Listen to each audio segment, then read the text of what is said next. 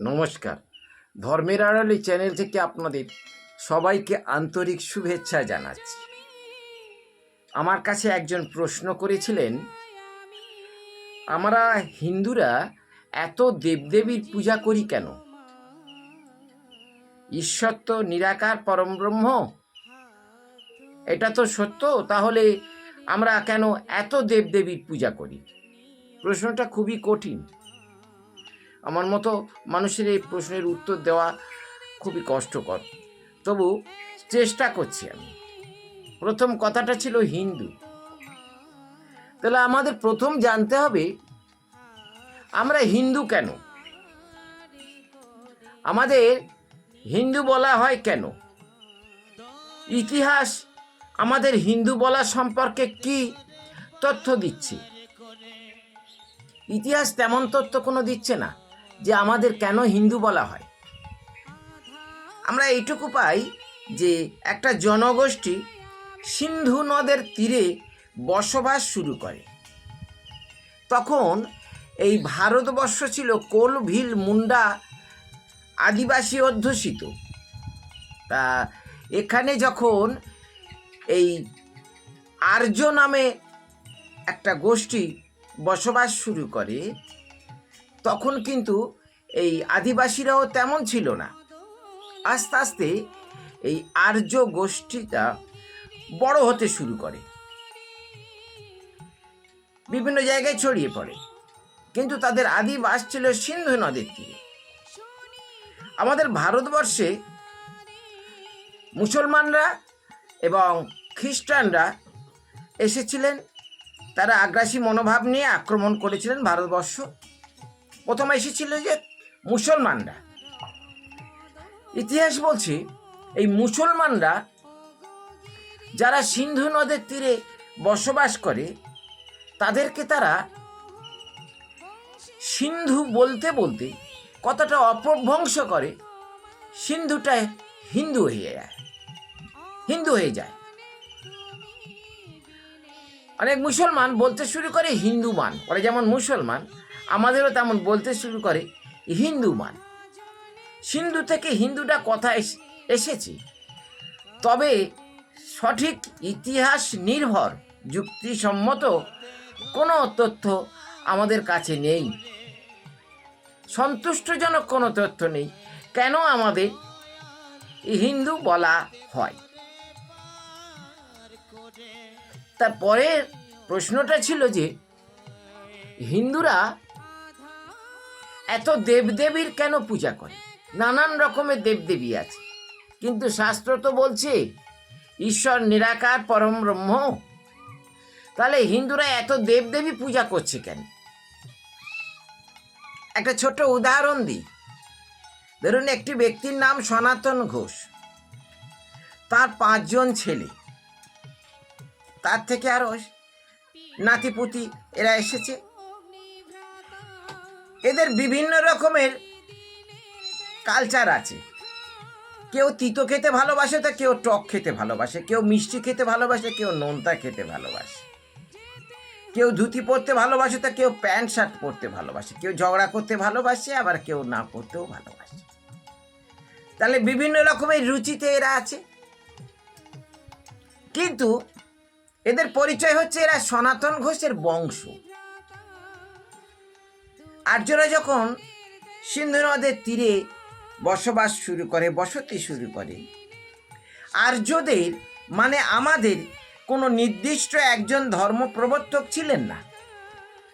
যেমন হযরত মুহাম্মদ মুসলিম ধর্ম প্রচার করেছিলেন, যীশু খ্রিস্ট খ্রিস্টান ধর্ম প্রচার করেছিলেন, আমাদের হিন্দুদের এমন কোনো ধর্ম প্রবর্তক ছিলেন না, ধর্মগুরু ছিলেন না, যার ছত্রছায়ায় থেকে আমরা একই রকম ধর্ম আচরণ করব, এরকম কেউ ছিলেন না। হিন্দু ধর্মে এরকম কেউ ছিলেন না।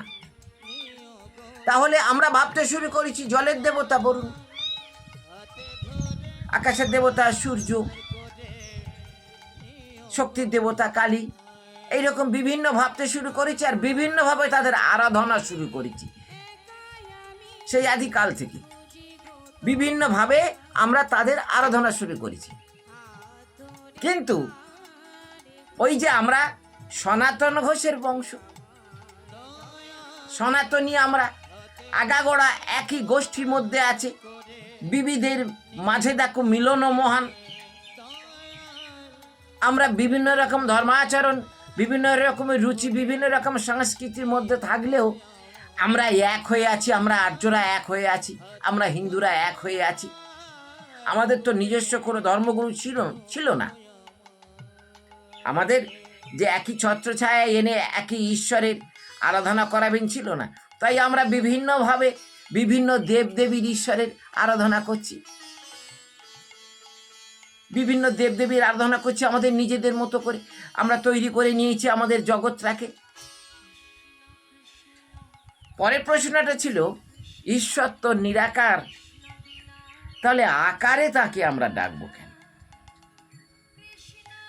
আমার ঘরের বাচ্চাটা যখন প্রথম স্কুলে যায় তখন সে পড়তে থাকে ক র কর, খ ল খল, ঘট ঘট।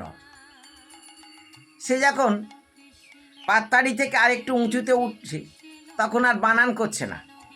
বইটা দেখলে কিছুক্ষণ দেখার পরে বলতে পারছে এটা কি লেখা আছে। আবার আরও উঁচুতে যখন উঠছে সে তখন দেখা মাত্র বলে দিচ্ছে কি লেখা আছে। স্বামী বিবেকানন্দ এবং রামকৃষ্ণদেব কথা তো বলে দিয়েছেন যে ঈশ্বরের সাধনার প্রথম যে ধাপটা সেটা মূর্তি। যদি সামনে কিছু না থাকে, একদম নিরাকারভাবে যদি আমরা সাধনা করি, সেই সাধনাটা কষ্টকর হবে। সামনে কালী, কৃষ্ণ, গণেশ, লক্ষ্মী, সরস্বতী কোনো একটা ছবি রেখে দিলাম, বা কোনো একটা ছবি মূর্তি রেখে দেওয়া হলো। এই যে আমরা মূর্তি পূজা করছি, এটা সাধনার একদম পাততাড়ি প্রথম ধাপও তাই বলবো না। কিন্তু সাধক যখন সাধনার উচ্চ মার্গে অবস্থান করবে তখন তিনি কোনো মূর্তি দেখতে পাবেন না। একথা গীতাতেও লেখা আছে। দেখবেন সাধক যখন তার উচ্চ মার্গে উন্নীত হবেন তখন তিনি মনে করবেন তার কাছে যে পুষ্পপাত্রটা আছে এই পুষ্পপাত্রটাই ব্রহ্ম, যজ্ঞের অগ্নিটাই ব্রহ্ম, মূর্তিটাই ব্রহ্ম, ব্রহ্মময় হয়ে যাবেন তিনি সব কিছু দেখতে পাবেন।